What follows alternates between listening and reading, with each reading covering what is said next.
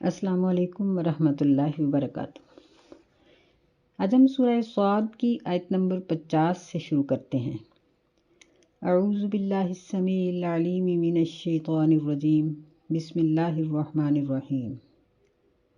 جنات عدن مفتحۃ لہم الابواب، جنت ہے، باغات ہیں ہمیشہ رہنے والے، اس طرح سے کہ ان کے سارے دروازے کھولے ہوئے ہیں۔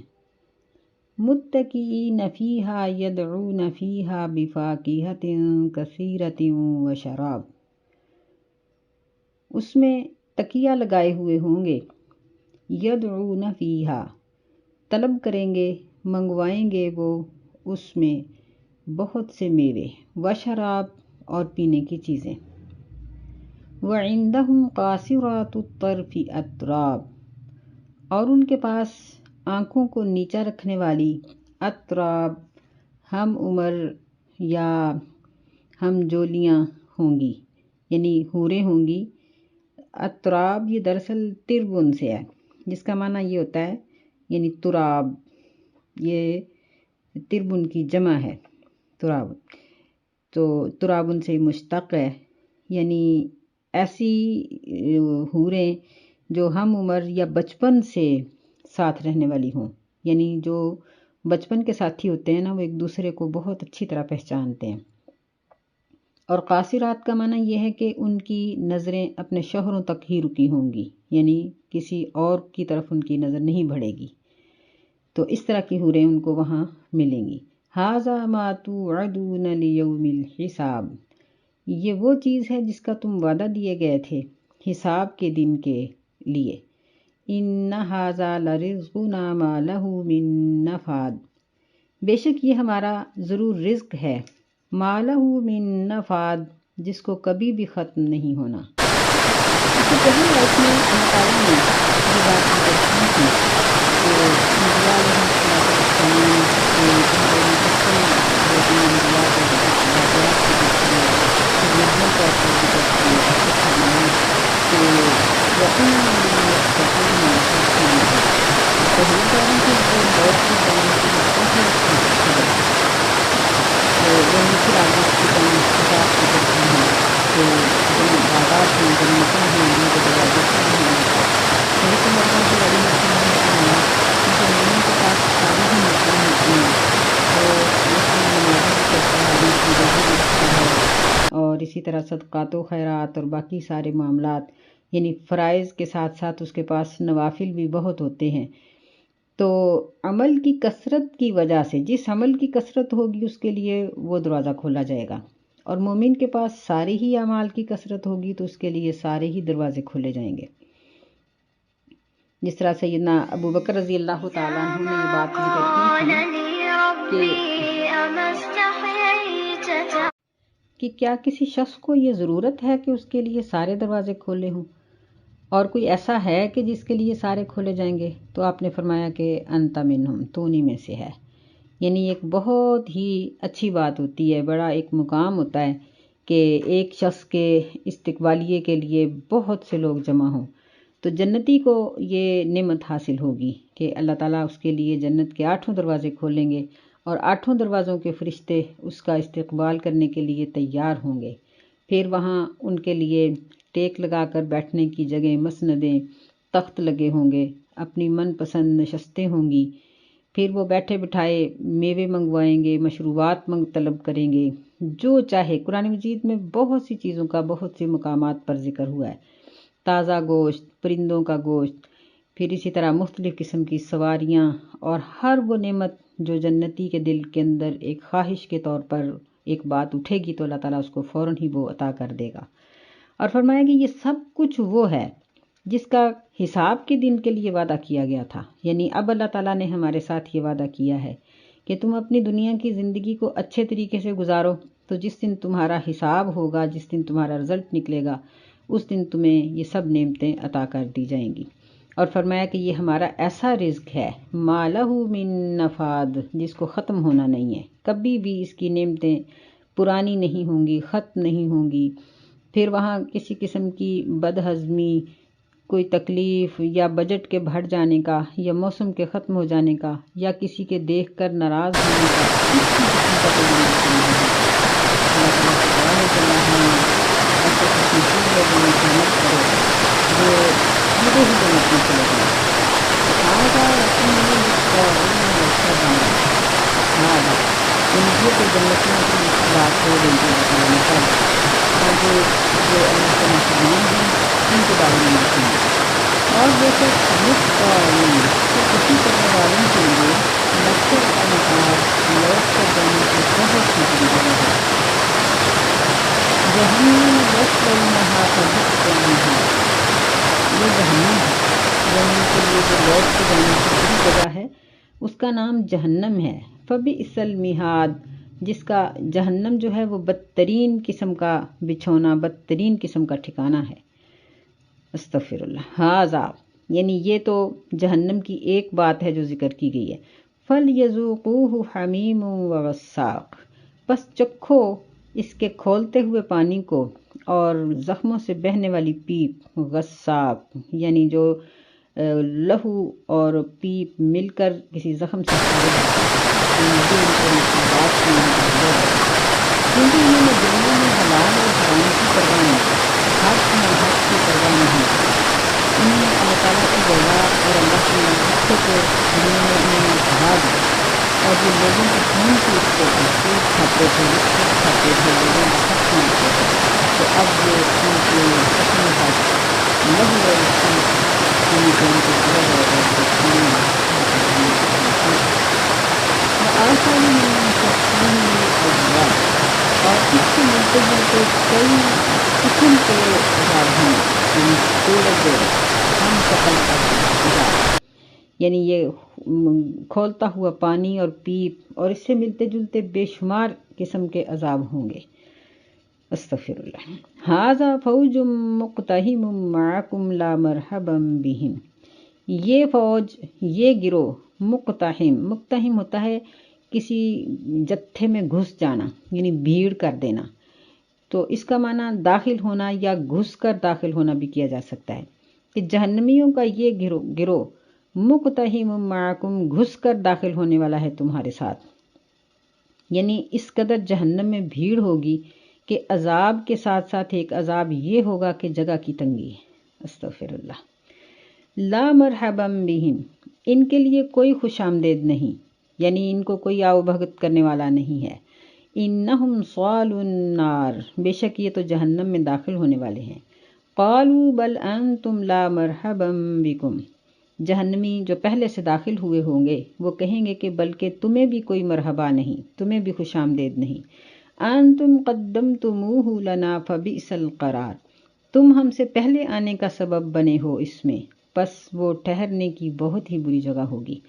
یعنی جو لوگ گناہوں میں بڑے مرتبے کے تھے، جو سکھاتے تھے، جو لوگوں کو ترغیب دیتے تھے، لوگوں کو مجبور کرتے تھے، وہ پہلے جہنم میں داخل ہوں گے، تو بعد میں داخل ہونے والے کہیں گے کہ تمہارے لیے بھی کوئی خوش آمدید نہیں، تم تو ہم سے بڑے مجرم ہو اور ہم سے پہلے جہنم کے اندر پہنچے ہوئے ہو۔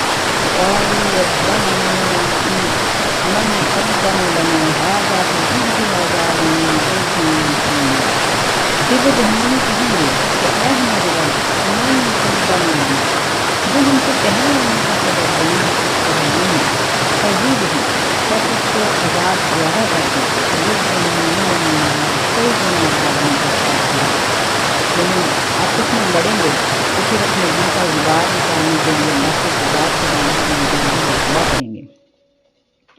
وقالوا ما لنا لا نرى رجالا كنا نعدهم من الاشرار، یعنی جب لڑ جھگڑ کر تھک جائیں گے پھر ان کو ایک دنیا کی سوچ ذہن میں آئے گی اور کہیں گے وقالوا، اور وہ کہیں گے ما لنا، ہمیں کیا ہو گیا، ہم نہیں دیکھتے رجالا، ان آدمیوں کو، كنا نعدهم، جن کو ہم دنیا میں شمار کیا کرتے تھے شریر لوگوں میں سے، اشرار یہ شر ان کی جمع ہے، کہ جن کو ہم دنیا میں شریر سمجھتے تھے، بدترین سمجھتے تھے، بدبخت سمجھتے تھے، جن کو ہم دقیانوس کہتے تھے، جنات پرست کہتے تھے، جن کو ہم مولوی کا تانا دیتے تھے، وہ کہیں گے، وہ اس جہنم میں کیوں نہیں نظر آ رہے، اتخذناہم سخریا، کیا ہم دنیا میں ان کا مذاق نہیں اڑاتے رہے؟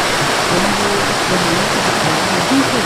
ہم زاغت عنہم الابصار، یا ٹیڑھی ہو گئی ہیں ہماری آنکھیں ان سے، یعنی وہ جو بھی جہنم میں کہیں ہوں گے ان کو ہمیں نظر نہیں آ رہا۔ یعنی سوچیں گے کہ کیا وجہ ہے کہ وہ یہاں ہیں نہیں، یا ہم ان کو غلطی میں سے معلوم کرتے ہیں۔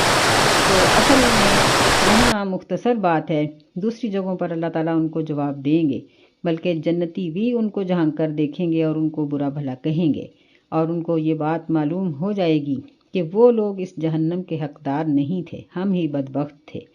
ان ذالک لحق تخاصم اہل النار، بے شک یہ اہل جہنم کا جھگڑنا ضرور سچا ہے، یعنی ایک قید، عذاب اور ایک اوپر سے لڑائی، یہ تو مصیبت پر مصیبت ہے۔ یعنی جہنمیوں کے عذابوں میں سے ایک عذاب ان کی آپس کی لڑائی بھی ہوگی۔ اللہ تعالیٰ ہمیں محفوظ رکھے اور ہمیں جہنم سے بچا کر جنت میں داخل ہونے والے کام کرنے کی توفیق عطا فرمائے۔ اللہم انا نسألک الجنت الفردوس ونعوذ بک من النار۔ قل انما انا منذر، کہہ دیجیے کہ بے شک میں تو ایک ڈرانے والا ہوں۔ وما من الہ الا اللہ الواحد القہار، اور نہیں ہے کوئی بھی معبود مگر ایک اللہ جو زبردست ہے۔ یہاں سورت کے شروع کے مضمون کا جواب دیا گیا ہے۔ سورہ مبارکہ کے شروع میں یہ بات ذکر کی گئی تھی کہ کفار یہ بات کرتے تھے کہ کیا یہ سارے معبودوں کو چھوڑ کر ایک ہی معبود کی عبادت کرنے کو کرتا ہے؟ تو یہاں اس کا جواب دیا گیا۔ پہلے یعنی بہت سے واقعات ہیں اور یہاں بالکل واضح طور پر جواب دیا گیا کہ معبود صرف ایک ہی ہے، القہار، جو بہت زبردست مالک ہے۔ رب السماوات والارض وما بینہما العزیز الغفار، جو رب ہے آسمانوں کا اور زمین کا اور جو کچھ ان دونوں کے درمیان ہے، یعنی وہ تو معمولی ہستی نہیں، وہ ارض و سماوات کا مالک ہے، وہ کائنات کا خالق ہے، اور جو کچھ بھی اس کے درمیان ہے سب اس کی ملکیت ہے۔ العزیز، وہ غالب ہے، یعنی وہ کمزور نہیں، اور الغفار، وہ بہت بخشنے والا ہے، وہ ظالم نہیں، وہ جابر نہیں ہے، بلکہ وہ بندوں کے گناہوں سے درگزر کرنے والا ہے۔ قل هو نبأ عظیم، کہہ دیجئے کہ قیامت تو ایک بہت بڑی خبر ہے۔ انتم عنہ معرضون، تم اس سے منہ پھیرنے والے ہو۔ یعنی اہل مکہ نبی علیہ السلام سے مطالبہ کرتے تھے کہ قیامت لے آؤ۔ فرمایا کہ قیامت تو بہت بڑی چیز ہے جس سے تم اعراض کر رہے ہو، مجھے تو اس سے چھوٹی باتوں کا بھی پتہ نہیں۔ وَمَا كَانَ لِيَ مِنْ عِلْمٍ بِالْمَلَإِ الْأَعْلَىٰ إِذْ يَخْتَصِمُونَ، اور مجھے کوئی علم نہیں اس چیز کے بارے میں جو ملأ الاعلیٰ یعنی بلند مقام والے فرشتے آپس میں جھگڑ رہے تھے۔ یعنی میں تو اس چیز کو بھی نہیں جانتا تھا جب تک مجھے اللہ تعالیٰ نے یہ نہیں بتایا کہ وہ کس چیز کے بارے میں جھگڑ رہے ہیں۔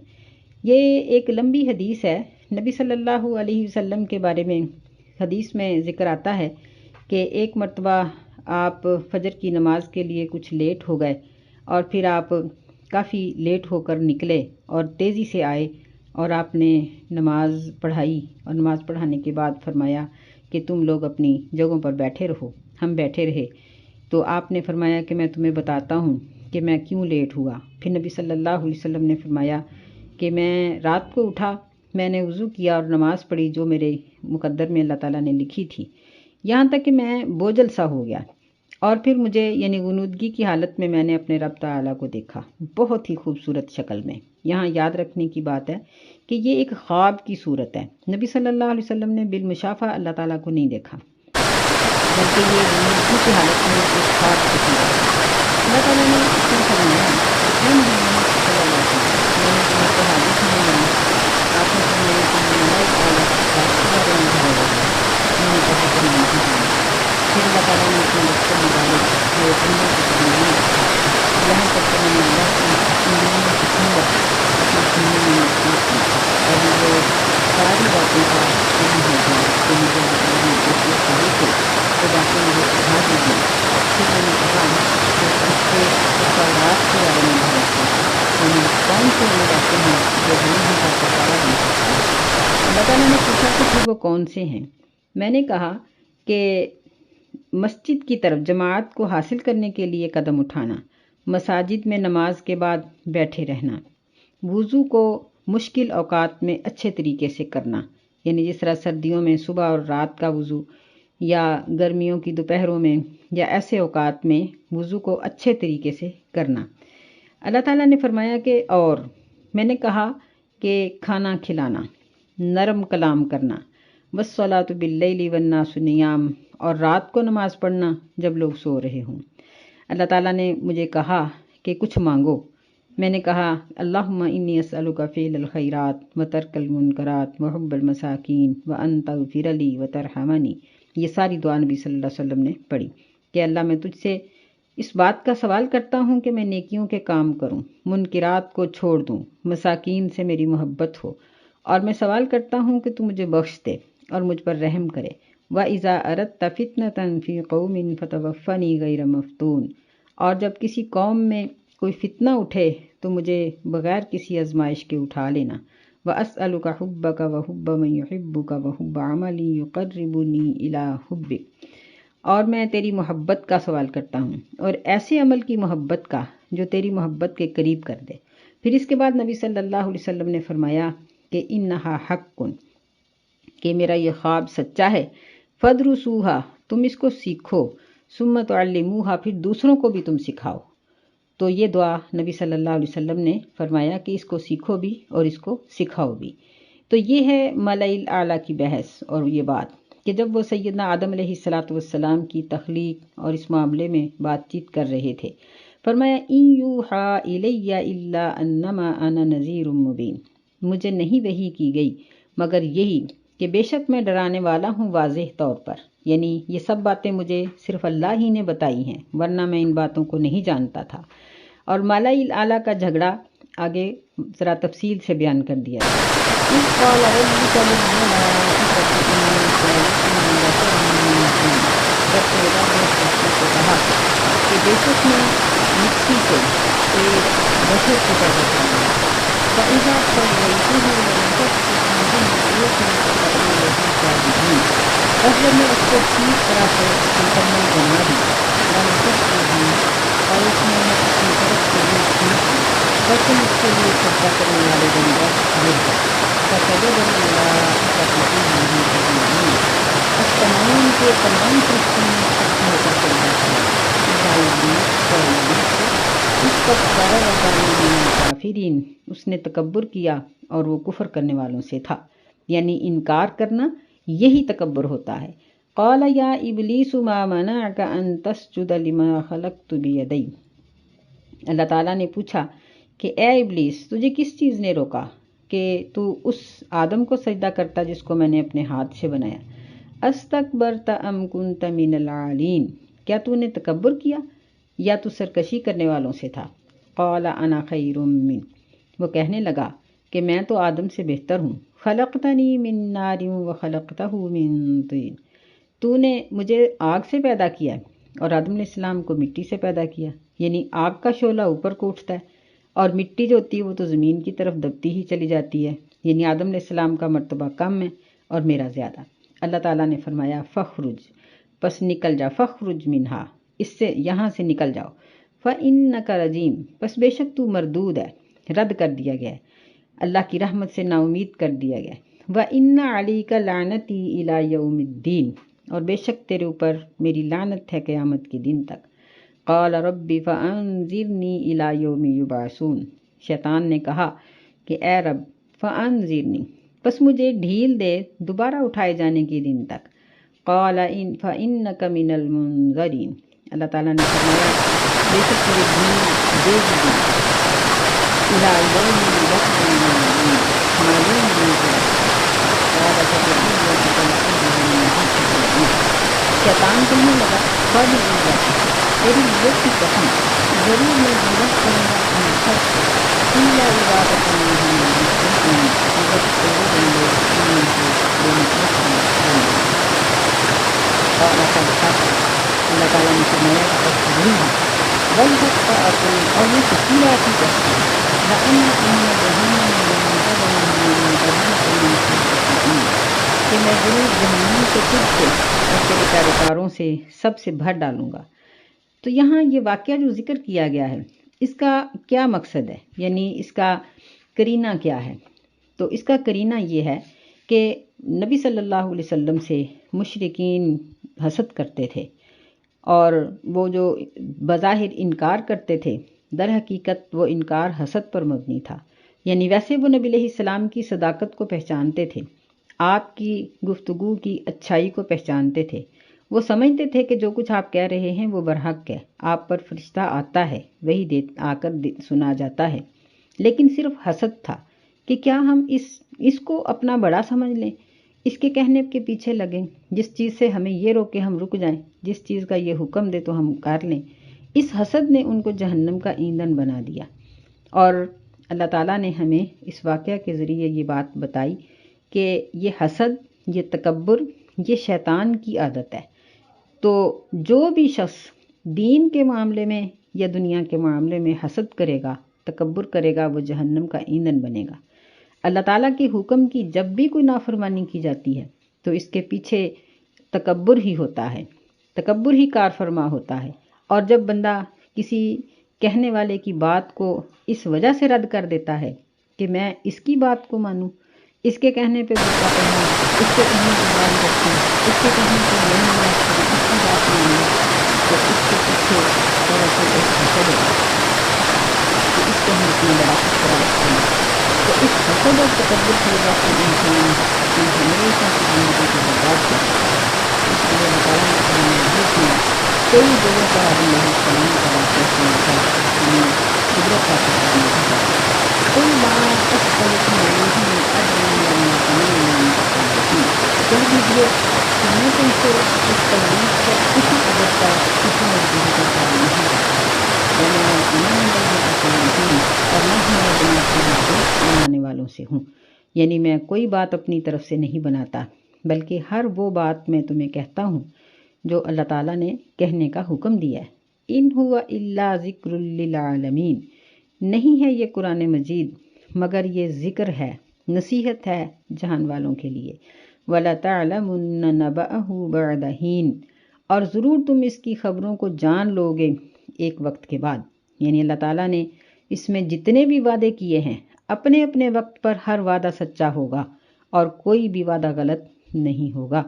تو اس سورہ مبارکہ میں ہمیں اللہ تعالیٰ نے یہ سبق دیا ہے کہ اللہ واحد القہار ہے، اس کے علاوہ کوئی معبود نہیں، وہ معبود برحق ہے، وہ ہر نفع اور نقصان دینے کا مالک ہے، اس کی مرضی کے علاوہ کوئی نفع اور کوئی نقصان حاصل نہیں کیا جا سکتا۔